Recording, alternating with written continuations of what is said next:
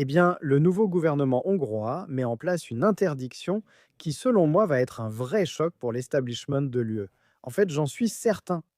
Et regardez, en ce qui concerne ce qui s'est passé en Hongrie, bien sûr, vous avez vu Viktor Orban perdre cette élection. L'UE était absolument ravi.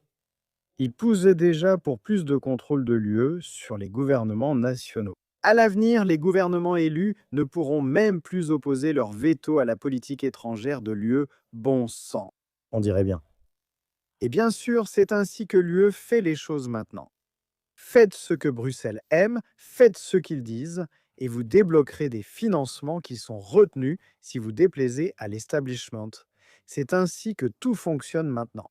En ce qui concerne l'Ukraine, eh bien, il semble qu'avec ce nouveau gouvernement hongrois, l'Ukraine et aussi la Moldavie soient désormais en voie d'adhésion à l'UE. Et il y a eu quelques manifestations contre Peter Maja concernant la signature attendue du pacte migratoire de l'UE. Il faudra attendre et voir ce qui va se passer à ce sujet. Mais il faut bien regarder les sondages ici. Les études montrent qu'il y a un niveau de soutien incroyable pour Peter Magyar et le parti TISA, bien au-delà de l'effet de lune de miel. Je veux dire, un soutien de 73%, c'est vraiment extraordinaire. Mais écoutez, je pense que certains ont mal caractérisé le gouvernement de Peter Magyar.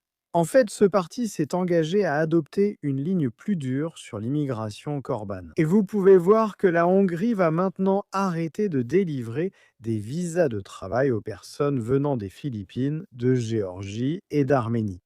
Et vous pouvez voir ici qu'ils ont dit qu'ils allaient arrêter complètement de délivrer des visas aux travailleurs venant de l'extérieur de l'UE à partir de juin.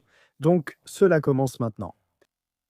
Ils disent ici que cela restreint les opportunités d'emploi pour les travailleurs étrangers temporaires parce que cela fait baisser les salaires locaux.